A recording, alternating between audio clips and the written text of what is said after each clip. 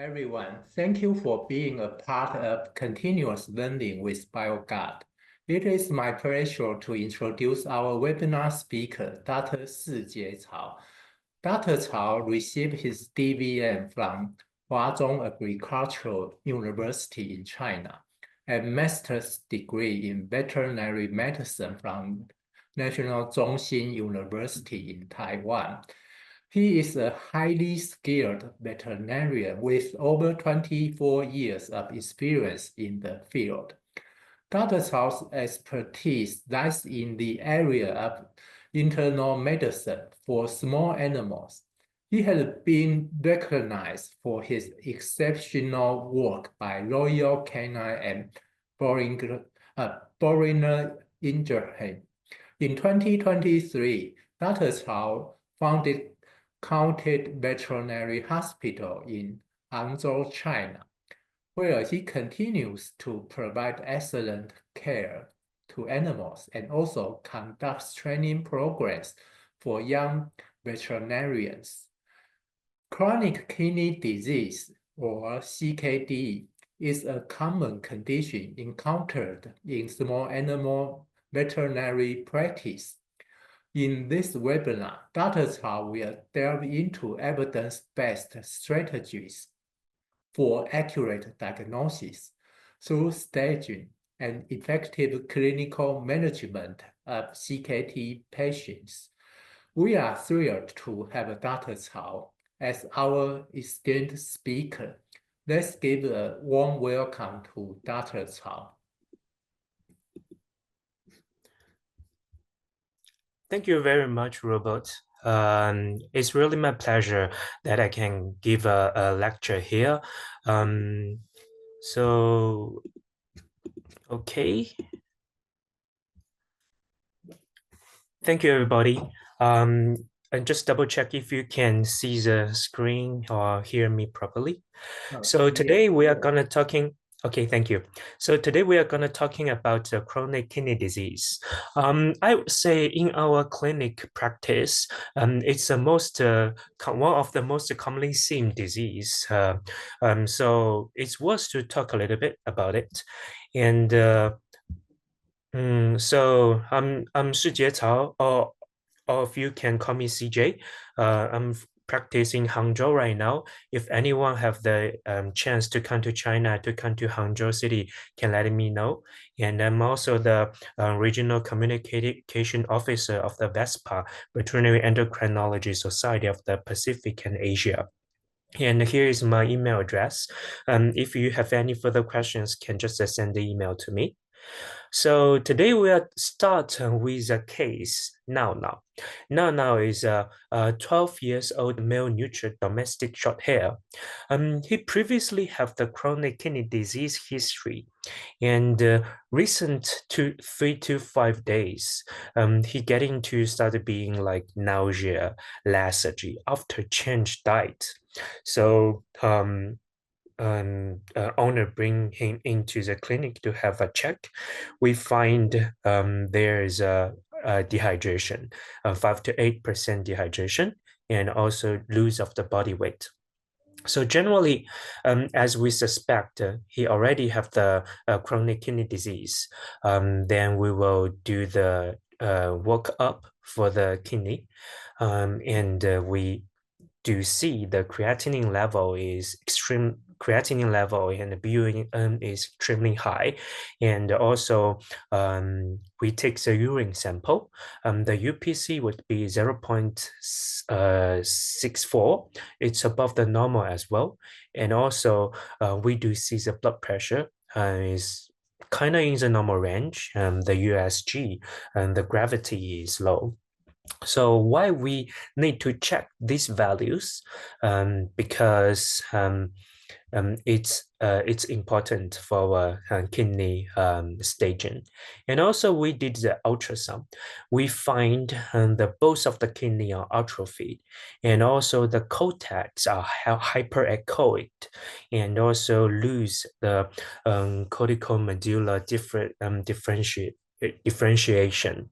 That's also the indications to let us know it's a kidney disease. So first, we're gonna talk about how to diagnose and how to stage the chronic kidney disease.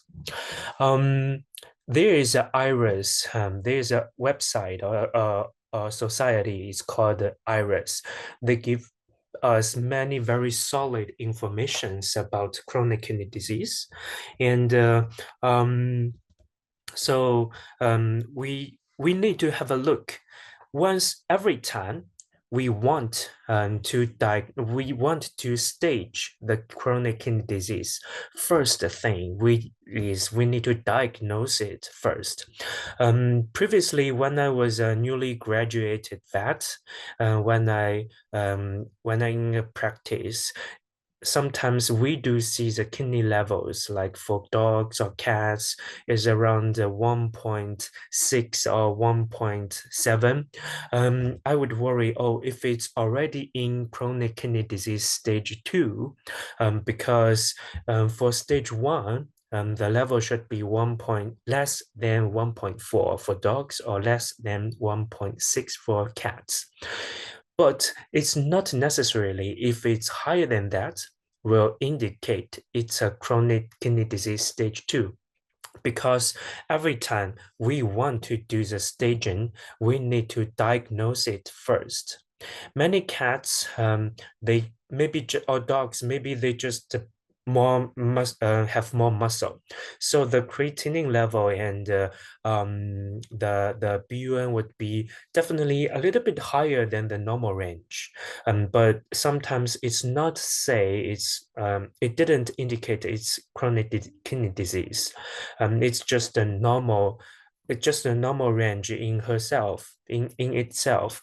So how we diagnose chronic kidney disease, is first, in like a period of time, like in 3 months, the creatinine or the SDMA level keeps getting higher.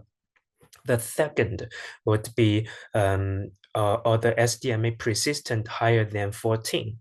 The third would be the imaging shows abnormalities, like one kidney is atrophied or polycystic kidney disease, and these would indicate CKD as well. Or we do see the UPC level is higher than normal. Also, it's a persistent, and it's not a one-time thing. And every time we evaluate the UPC, we need to rule out if it's pre-renal or post-renal. And also we can evaluate the creatinine and SDMA is a USG. So urine test is a very important tool or very valuable tool for us to evaluate how is a kidney condition. And once we diagnosed it's a CKD, then we will do the stage. Depending on how high is the creatinine level or the SDMA level, we can give the stage 1, 2, 3, or 4. And also, except the CKD staging, there is also substages. Substages of chronic kidney disease, it's very important, would be the proteinuria and the systemic hypertension. I believe that there are many lectures will talk about it as well. So we did the test for now we did the creatinine, BUN, and also the UPC. We checked the urine. We checked the blood pressure, just to make us to give a diagnosis of the CKD and the staging, and also the substage if there's any hypertension or high proteinuria. Now I do have the proteinuria. So next, we're gonna talk about how we manage how we manage this kind of patients. So chronic kidney disease, it's a long-term managed thing. It's not only about, we've talked the hypertension and proteinuria. There are many aspects we need to focus as well. So includes a hyperkalemia, acidosis, anemia, and minor bone disorders induced by the chronic kidney disease, and extra. So today we are not gonna spend much time talking about hypertension and proteinuria, especially the proteinuria. It's a big topic. We're gonna focus on the other things. Maybe not many people talked previous. So first, we need is a hypo or hyperkalemia in chronic kidney disease. This is a lecture. It's a talking about how would the hypo and hyperkalemia will do the damage to a chronic kidney disease patient. And it's a human aspect lecture. It's indicated that if the potassium level is lower than 3.5 or lower than 4, it will have the higher chance to make the CKD getting easier to getting the progressed. Or if the potassium is higher than 5.5 or higher than 6, also will make the chronic kidney disease getting more easily to progress. So in human side, they recommend to keep the potassium level around 4 to 5 MEQ per liter would be an ideal range. And there is no like very solid or very similar studies being shown what's the range for our aspect for dogs and cats. But in general, we will use 4 to 5 as a goal to control the hypo or hyperkalemia compared to the human study. So let's talk about hypokalemia first. Hypokalemia is more commonly being seen in cats. Sometimes the cats are for chronic kidney disease, because the cats, they will have the more chance to lose the potassium from the renal, and also they are very easily to have the low appetite, so they do not eat enough, then will make the potassium level getting more easily to decreased. And so that's the reason why the commercial diet company, they prevented the renal diet. In renal diet for cats, they add more potassium in it, so the renal diet can help to maintain the potassium level.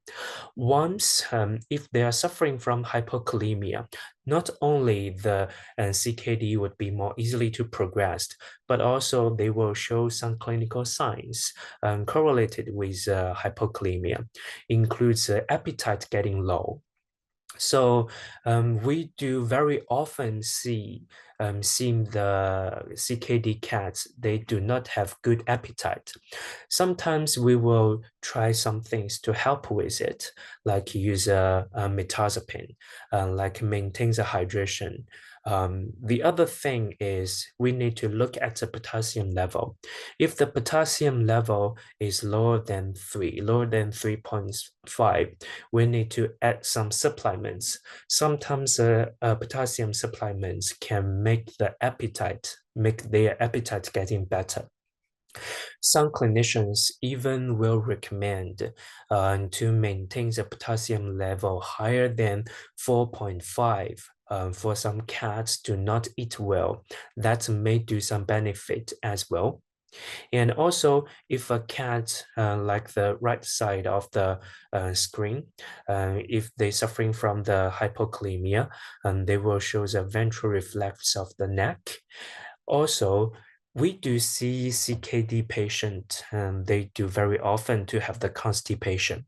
The constipation, the first reason is mainly due to the dehydration, because CKD cats, they are very often to have the dehydration. Dehydration will absorb the water from the feces, then make the constipation happens. The other we also need to have a look is a potassium. Once they have the potassium level lower than normal, will make the ball movement getting slowly as well. And also we do see some muscle weakness. And the hypokalemia will make the kidney disorder getting more easily to getting worse. So how do we manage the hypokalemia? Our goal is to maintain the hypokalemia, the potassium level higher than 4. The renal diet can help. But if the renal diet, if the cat is already on the renal diet, but still the potassium level cannot reach the ideal range, or if the cat just cannot accept, or if any reason cannot use a prescription diet, and the other option is to give the potassium supplement. So generally, we will start with oral supplement, and the form we'll use is potassium gluconate. The dose would be 2 to 6 MEQ per cat per day. The other medicine I will use very often is panangin. It's not it's in the right top. It's not contains the potassium, but also with magnesium. So for chronic kidney disease, because kidney cannot reabsorb the potassium, then make the hypokalemia happens. But at the same time, for CKD cats, they cannot reabsorb the magnesium properly as well. Recently, I believe there are 1 or 2 lectures talk a little bit more about the magnesium in CKD patients. Generally, it will recommend to give some supplements of the magnesium with potassium at the same time. I would say it's a good option. So I will use a panangin sometimes.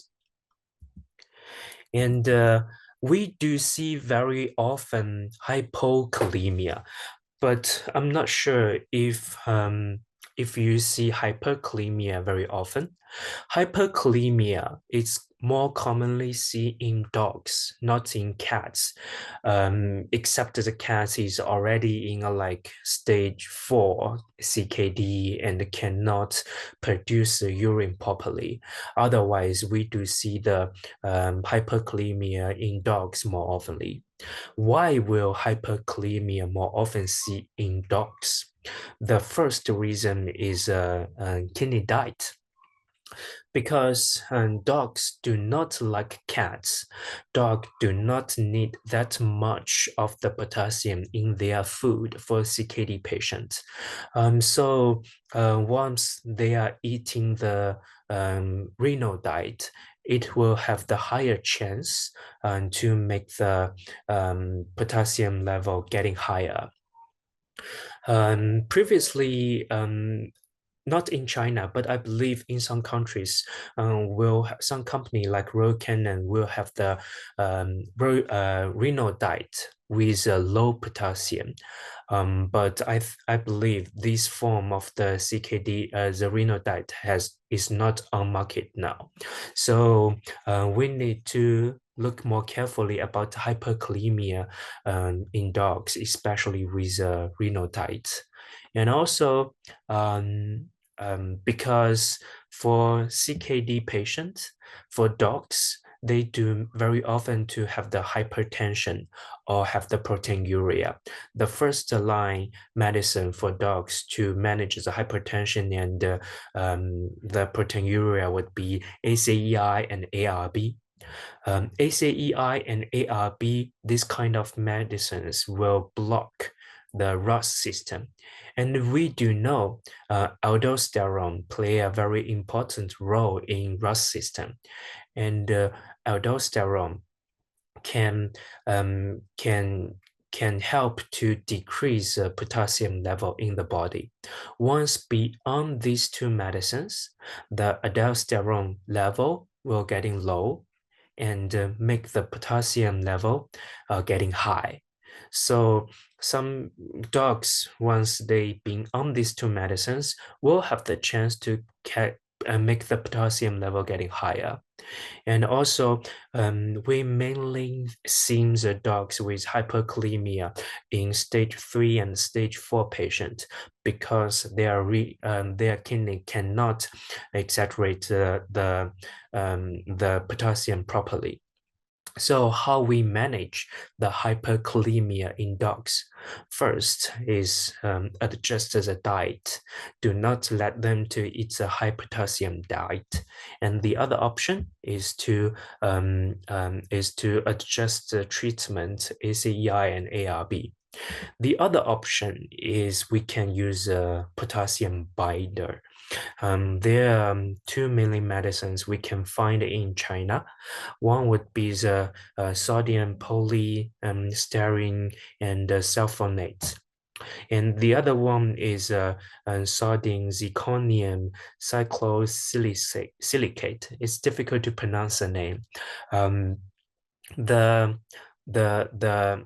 The sulfonate one is a left one, upper left one. It's an old version of the potassium binder.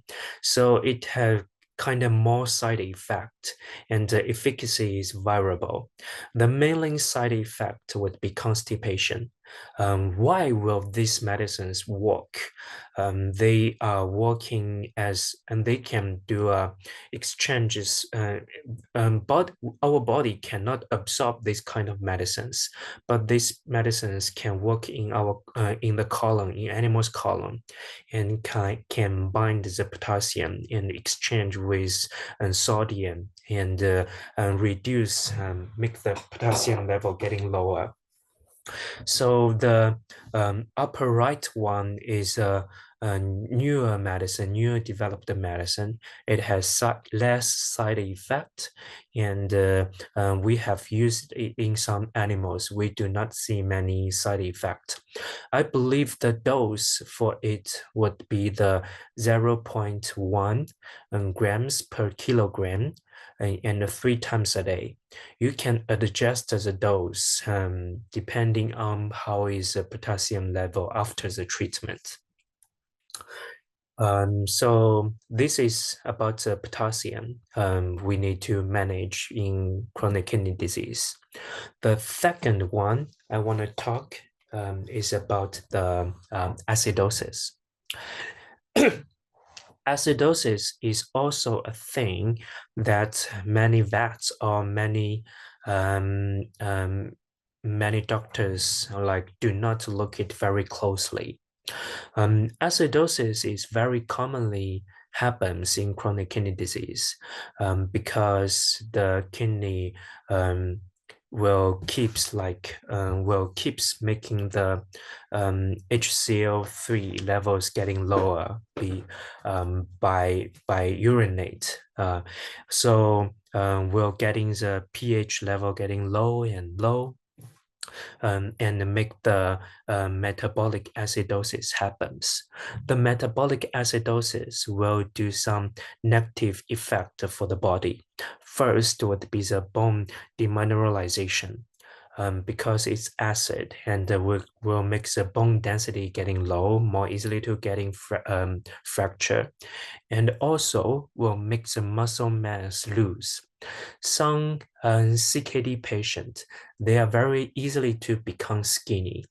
If we didn't manage the acidosis properly, the muscle mass cannot gain back very easily. And also the acidosis will make the insulin resistance and do some negative side effect in the RAS system. And also acidosis will make the kidney function getting more damage and makes the CKD more progressed. So how we manage the acidosis in the CKD patient? First is a diet. The prescription diet, they also have some buffers inside, and do not acidify the diet. What kind of material make the what kind of element will make the body more easily to getting acidified. It's mainly from the protein. So do not let the animal eat too much protein, can prevent the acidosis happens. And the other option is to the medical treatment. Generally, we'll use a sodium bicarbonate. The dose is right here, 8 to 12 mg per kg, BID to TID orally. But generally, this dose may be not enough. This dose is recommended by VIN, but sometimes we'll need to like triple or like even more higher the dose, then can manage the acidosis. And what's the ideal level for the acidosis we need to control? So mainly we will look at serum bicarbonate level. And generally, this is a human side study as well. But for animal, for a companion animal, we do not have this kind of studies being showed. But at least we need to maintain the serum bicarbonate level higher than 18, and ideally would be 23 to 28. It's a recommended on human research. So this is a sodium bicarbonate tablet. We generally let the owner to buy it from the human pharmacy, and it's a very cheap medicine. It's a very cheap one to get, and we do see some good benefit from it. The third one would be the hyperphosphatemia. Hyperphosphatemia is a very important thing we need to we need to manage. There are many lectures being shown here. So what kind of the phosphate levels we should be control, or what is more ideal for us? So because if the phosphate level is too high, will make some side effect. Let's have a look at the mechanism first. So why will the phosphate getting too high? First is because the kidneys not work properly, and then make the GFR getting lower, and the phosphate level will getting high. Once the phosphate level getting high, it will do some stimulate, and after the phosphate stimulate, the FGF23 will getting high, and the parathyroid level, the PTH level, parathyroid hormone will getting high. And once the parathyroid hormone getting high, it will do some like will make the calcitrol getting low, and also make the ionizer calcium getting high.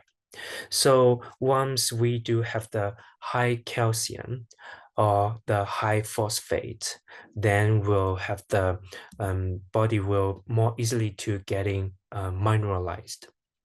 And also the phosphate level, if it's getting high, it will more easily to cause or make the kidney to develop the storms on calculus in the plurals.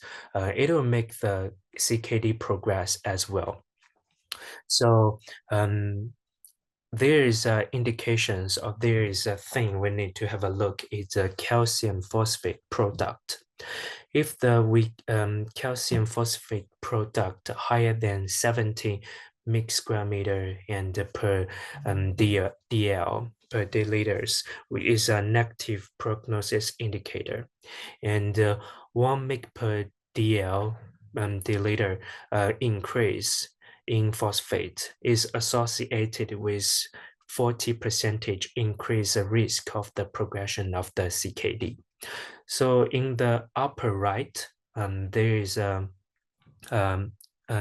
the picture let us know if it's an IRAS stage 2 CKD patient, we need to maintain the phosphate level in 0.81 to 0.45.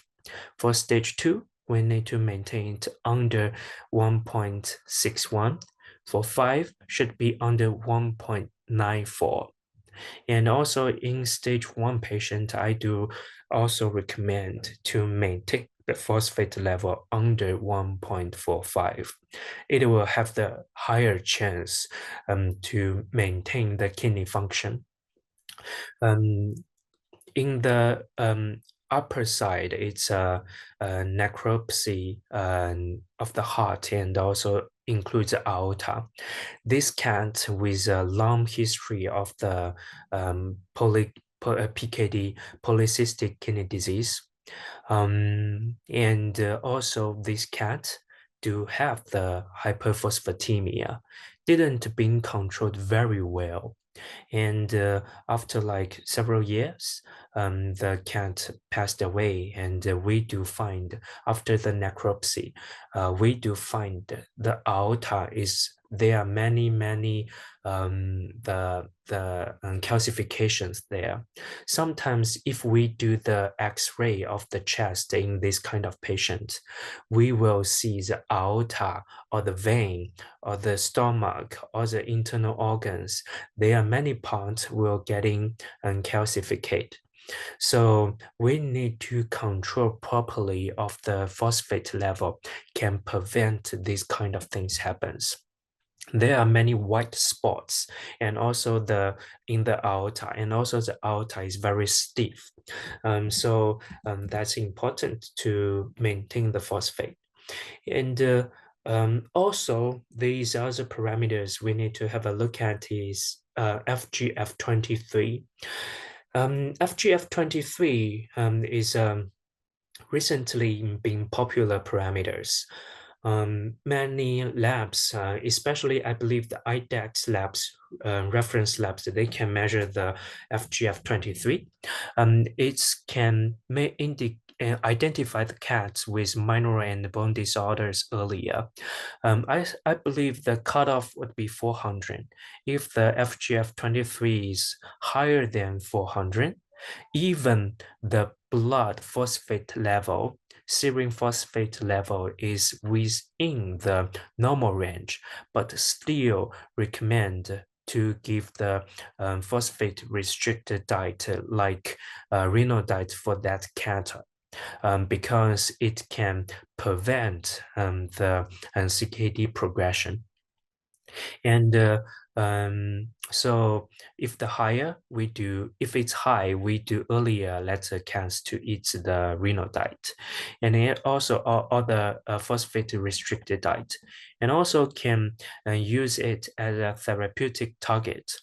Even we use a phosphate binder, we give the commercial diet and the prescription diet, and still the FGF23 is higher, then we can increase the phosphate binder.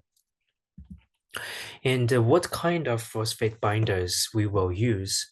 Generally like the aluminum hydroxide, and also some calcium-based binders like Shitosan and calcium carbonate, and also lanthanum carbonate. In China, I do believe that more vets or pet owners, they are using the lanthanate carbonate. It's why? Because it's minimal systemic absorbed, and so few side effects. Aluminum hydroxide, they do have some side effects. First is it's polypalatable, and also the dose would be very high. So for dogs, if we need to give that high dose, generally sometimes even we'll need to give through the esophagus feeding tube. So some dogs or cat cannot eat it. And also there are some theories shows it may have some neurological side effect, the neurological toxicity. But if you just use this recommended dose, it will be less likely or seldom make the neurological side effect happens. There, I believe that I think there is some studies or there is some cases to see some neurological side effect. These dogs mainly give the aluminum hydroxide through the feeding tube and give a very high dose, then cause a toxicity happens. And for the calcium-based binders, if we give this one, it's a good one, but we need to double check the ionized calcium because we know for some CKD patients, they will develop the hypercalcemia. If they do have the hypercalcemia, do not give the calcium-based ones and choose the other one. So we talked a lot about the manage, like we need to monitor about the phosphate. We need to monitor about the acidosis. We need to monitor about the potassium. So Bioguard, they do develop the minicam. It's an in-house chemistry machine, and they do have the kidney function panels. They do evaluate the albumin, phosphate, BUN creatinine, and also the calcium glucose, and also the potassium as well. So I believe it's a very good machine for you to monitor to diagnose and monitor your CKD patient. And next we are gonna talking about anemia. So like now, he previously the first time come to our clinic. That time he is very dehydrated, and the creatinine and BUN level is extremely high, and also dehydrated. We corrected the hydration. And like after 3 days or 5 days later, previously the HCT is near like 30, and it's very soon is dropped down to like 20, because the CKD patient, they are very easily to develop the anemia. There is one reason, because for CKD patients, their kidney cannot produce enough EPO, erythropoietin. The erythropoietin, it can work in the bone marrow and makes the red blood cell regenerators. So once they have the CKD, the kidney cannot produce enough EPO, then make the anemia happens. And also there are some other mechanisms for CKD patient to have anemia. One is infection. If they have like systemic infection or pyelonephritis or the urinary tract infection, will make the anemia more easily happen. And also for CKD patient, they will have uremia. Uremia will more easily to make the gastrointestinal hemorrhage happens. So there more blood loose in the feces. And also, like now, because of the uremia, there are more toxicity in the blood.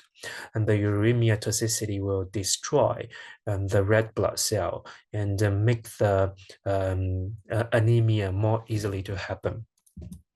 So for the anemia treatment, it's more commonly to see in chronic kidney disease. Even they are all good, no dehydration, no this kind of acute phase progress, they still will easily to develop the anemia. Once a PCV lower than 25 for dogs or lower than 20 in cats, we will recommend to start the treatment. Sometimes even will start earlier, because there are some human lectures as well. Once we can maintain the PCVs around like 35 to 40, will make the kidney function, will preserve the kidney function better. And the mainline treatment we will give, the injection ones would be EPO and the DPO double protein. So human EPO, dogs and cats have like 81 and 83 homology to the human EPO.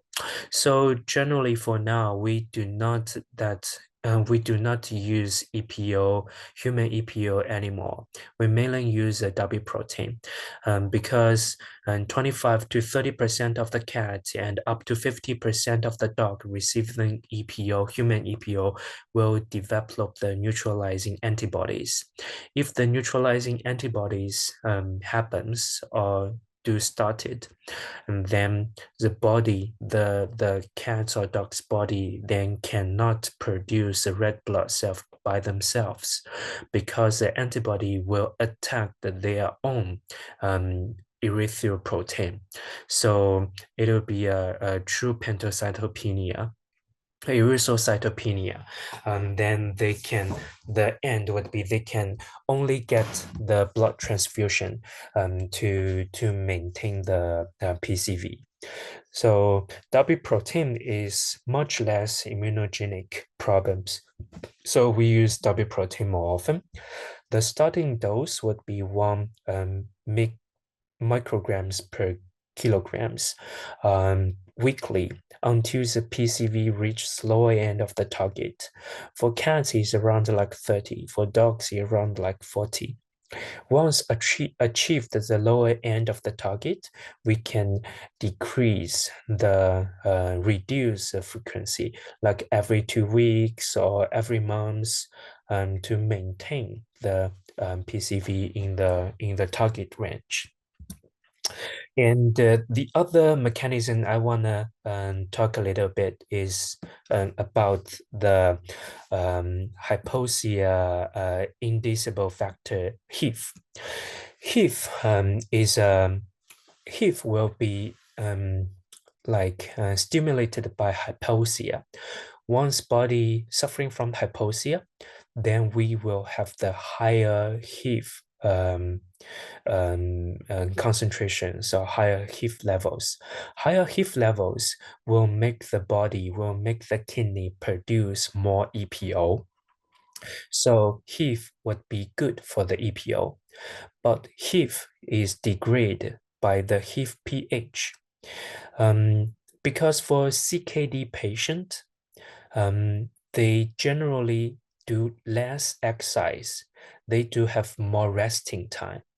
So they will have the nausea, or even they do have more oxygens in their body. They are not hypoxia, they are hyperxia, will make the HIF pH level getting high. Once the HIF pH level getting higher, then will inhibit or will make the HIF level getting low and the EPO level getting low, make body do not generate enough EPO and enough red blood cell. So there is a HIF pH inhibitor can inhibit the HIF pH's function, make the HIF's level getting high, EPO getting high, and produce more red blood cell. So Elanco prevent this medicine, Molistat. It's a oral medicine. It's more easily to give for cats. We can give like once every day. There's a lecture. It's a HIF pH inhibitor. After like 1 month's treatment, we can see the HCT level is significantly higher than the placebo group. So for the cats, do not accept the injection. It's not easily to bring into clinic or any other reasons. We can use Molistat to treat the anemia. And next one we're going to talk about is uremia. Once we go to the internet and search for if there's any kidney supplement, we can see a dozen of it. We hopefully believe that some of these kind of supplement can reduce the BUN level, can treat the uremia. But unfortunately, there is no robust studies in cats and dogs about managing the uremia toxin in CKD. There are some products like Acidosis. It's a symbiotic, being highly recommended previous to that can better control the uremia, and also Pros1 is productive from DECRA. It's a carbon-based absorber can absorb the uremic toxin from the intestine. But generally, there is no convincing evidence of the efficacy. And this lecture seems also they did the study to check if the Acidosis can do some good effect to control the azotemia, but there is failed to alter the azotemia.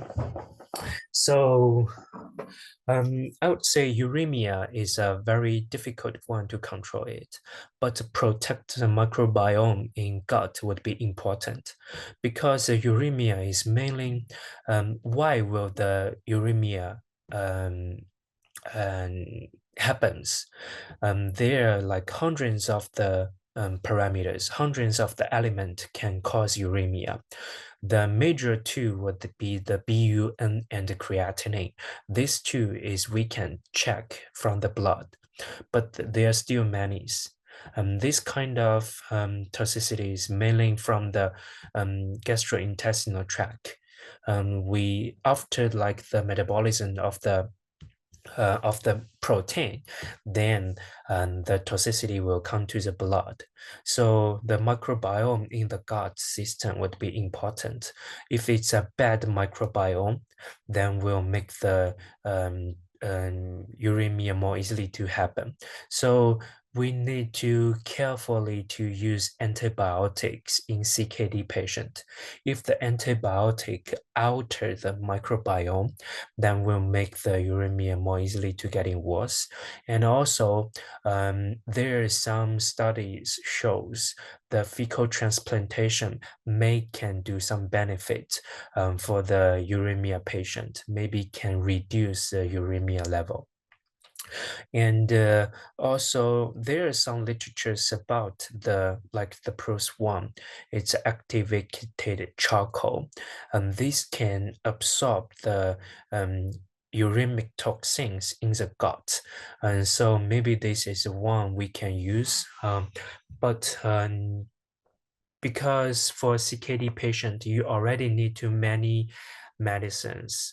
So if it's a carbon-based absorber, we are not know if they can use at the same time with other medicines. And also some cats do not like the flavor of the activated charcoal. So it's not, also we do not have a convincing evidence of the efficacy. So it's not a highly recommended one. There is truly one that I will recommend is a fish oil, the omega-3. Omega, the fish oil can reduce the inflammation of the kidney, of the body. And for the CKD patient, they are very easily to getting skinny. The fish oil can help the body to gain weight. So fish oil is the thing that I will recommend. But generally, in the prescription diet, kidney diet, they already add the fish oil, EPA and DHA. So it's not necessarily to add additionally. We can have a look at the video. So this is now. We show him the bunch of the medicines he will need to eat every day, and he just and saw the medicine and directly hiding into the blanket. So it's also important is let the owner know which medicine or which one is more important to give. If the cat have the difficulty to give all the medicines, then we choose more important ones, not the supplement. Some supplements may have very fancy names, but they do not show some good benefit from it. And next, we are gonna talking about the nutrition and hydration. We talked a lot about the like protein acidosis, hypoclemia, MBD, and the skinny, the body mass, and the like the EPA, DHA, omega-3. The prescription diet do consider all of it. They will help. They have the less sodium to control the hypertension and also help to control the hypertensuria as well. So definitely for a CKD patient to let them to eat the prescription diet, the renal diet can longer the life, can make the life quality getting better. But when to start is once for CKD patient, once a creatinine is higher than 2, or even if it's a stage 1 CKD patient, but with proteinuria, then we will recommend to let them to eat the renal diet. It will do some benefit of it. And this is no as well. We do see there is seems like a tube on his neck, because in the beginning phase, during the hospitalization, Nana refused to eat anything.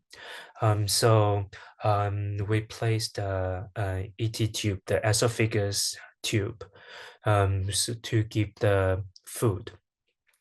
So esophagus tube would be important to maintain the calorie intake. Many cats, they cannot eat properly, or they just eat very less. We can give the food from the ET tube. So the feeding them from the ET tube cannot alter the GFR, cannot make the kidney function getting better, but can make the body condition getting better. Even they are stage 4 CKD patient, if the cats have a like better body condition, they will have the higher chance to survive. So this is how we do the esophagus tube implantation, and generally we will put the esophagus tube at the tip should be at the 7th and 9th intercostal space, and it's an ideal space. And the last one I'm gonna talking about is fluid. So in an acute phase, like very dehydration time, like 5 to 8% dehydration, we will give the IV fluid to maintain the hydration. But after that, after go back home, how we maintain the hydration, some cats or dogs will need the subcutaneous fluid. But which fluid to choose? You will use a normal saline or the lactate ringer solution. Generally, we will only recommend to give the subcutaneously fluid is lactate ringer solution, because it has less sodium chloride. Sodium chloride can make the hypertension happens, and kidney need to do more work to drain out the sodium chloride. That will make the kidney function getting worse.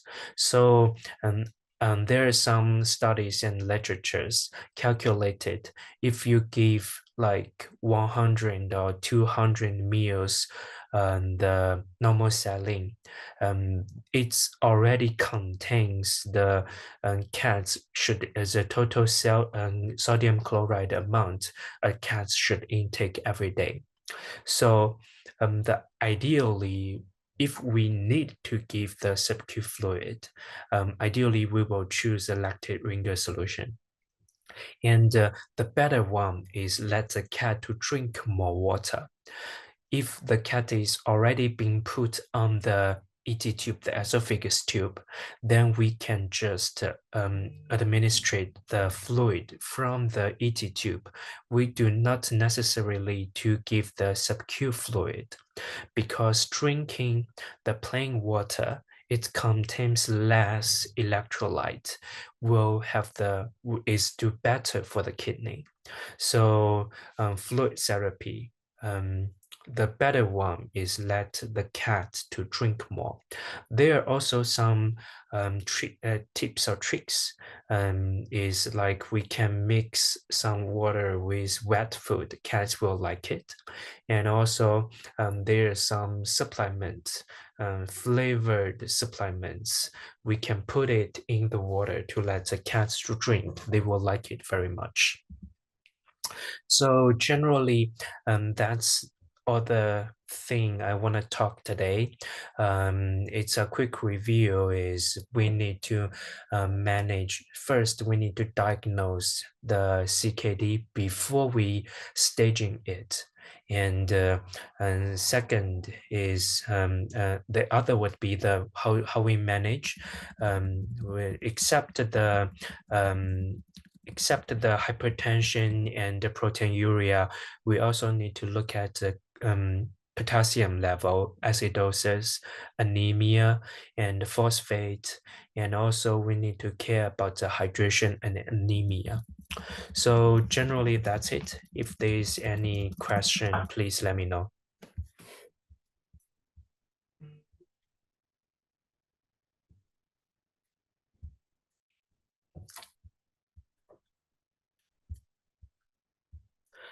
I think what kind of IV fluid you will recommend in the hospitalized CKD patient?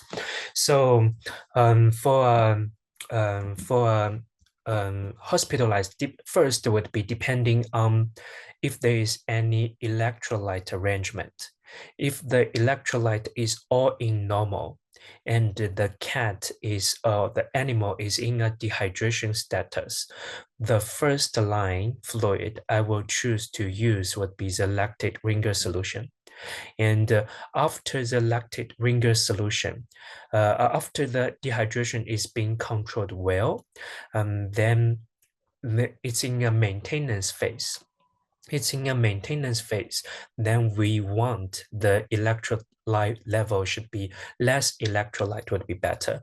So it's like the 0.45 saline, 0.45, the half saline would be an option. Or sometimes I will adjust it by myself, like use some lactate ringer solution and add it with some like glucose together to maintain the hydration.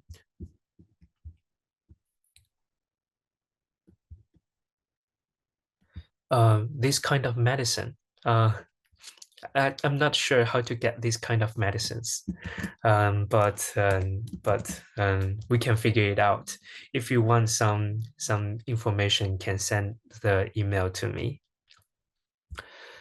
And can I also how efficient is Rapros for kidney disease in IRIS stage 2 to 4? Will the value of the patient with liver disease be affected? Rapros is there are some researches, there are some informations being showed mainly from the Japan side. We have used this medicine in Nana, but it's not a very highly recommended one. And also for the Rapros is mainly used in stage 2 to 3. For stage 4, I would say it's less likely to getting effective.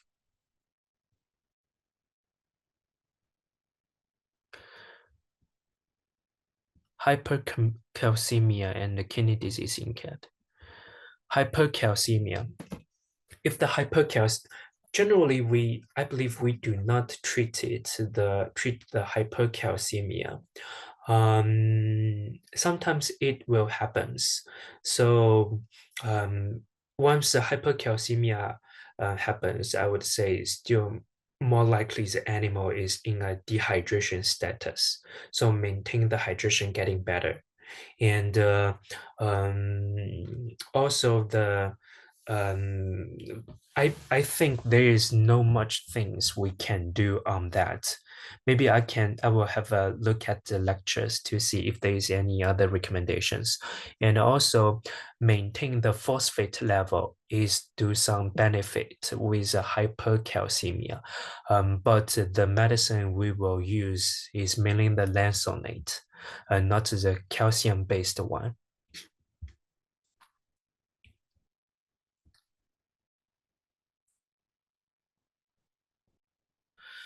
If the CKD patient also with a heart disease, it's a tricky question because generally we do see some cats or dogs and they are using diuresis and then make the kidney function getting worse.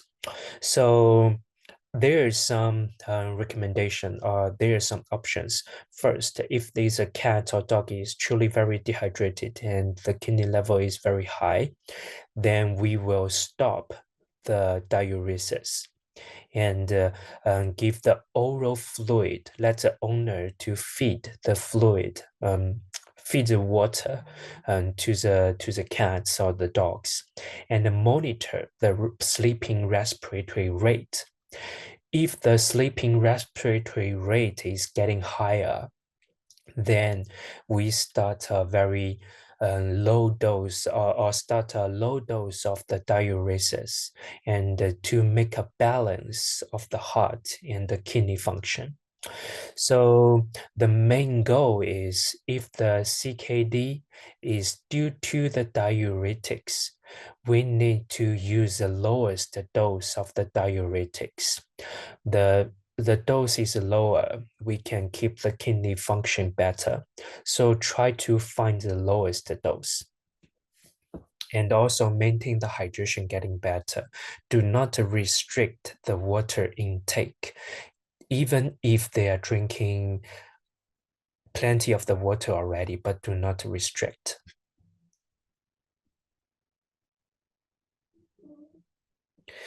If no lactate ringer solution in the market, then first I would choose would be a balanced the balanced crystal fluid, depending on what you have, just a balanced one, not just the normal saline. And how many fluid should we give for subcu fluid therapy? Depends. Generally, for cats, for me, I would give like 50 ml every time. But some will give like 100, sometimes even 200. And previously, we do see one case. It's a dog. The owner will give the subcu fluid at home, and finally, it's developed the abscess. So that's a thing we need to care. So, but generally, like 50 ml for cats, and recommend them to drink more water. With blood in the urine, with blood in the urine, you need to have a look if there is any like UTI or if there is any like stone inside in the urine, then cause the blood, then cause abnormal urine happens.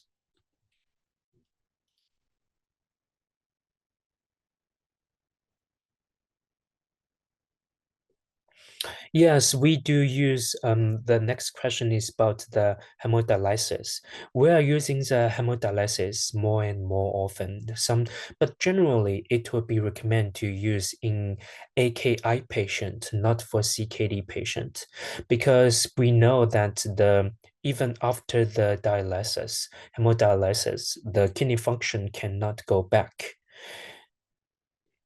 And I personally do not do the hemodialysis, so I cannot give you more detailed informations. But generally, we more commonly use just in AKI patient.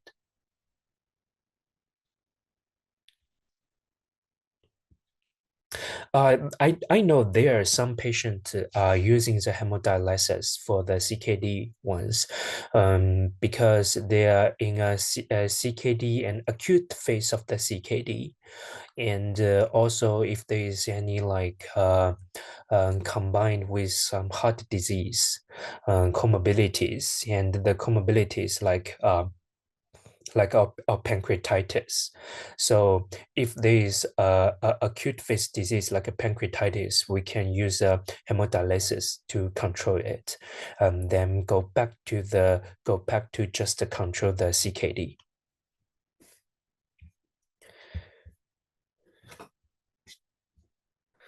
How often should we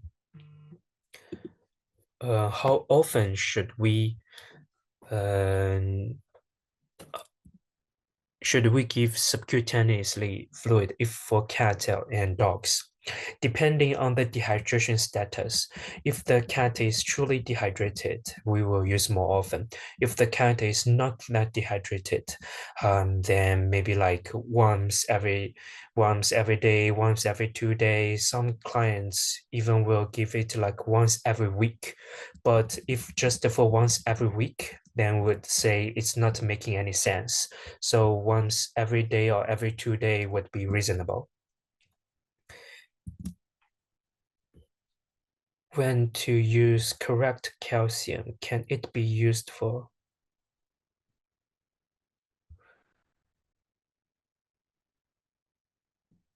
I'm not sure.